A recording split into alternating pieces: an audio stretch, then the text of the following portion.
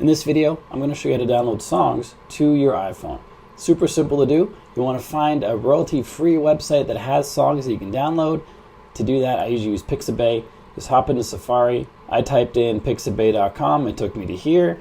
And at the top here, we can slide over to where it says music.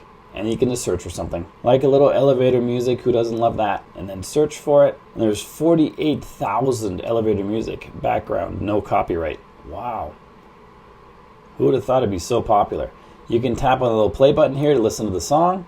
If you like what you hear, you can tap this little download button. You can also tap the download button here in this list. Both of those will take you to this little screen right here, which asks you, do you want to download, and the file name of the song, and then tap on download. I tapped it twice, so ask me twice. And now it's downloaded. It's not super clear where it goes, so I'll show you where it ended up. If we go back into our phone, search for Files. There's a Files app. You can find this app on your home screen too, but I found it impossible to find on mine. But it's there. In the downloads, no, let me back out of here.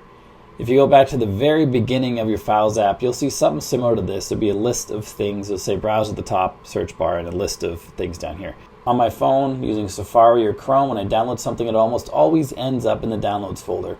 You can see it right up here. If you don't see it listed here, try going to On My Phone and look for a Downloads folder. Mine's up here separated as a favorite. And if I scroll down, I see the song right there. I can tap on it. I can play it again. I can use the share button and use this song as a background track for my Instagram post. I can set it as a ringtone on my phone just by tapping on that little link right there. I can also share with any one of my friends or any one of my other apps because the song is royalty free, so feel free to share it. If you got value from this video, make sure you like and subscribe to let me know.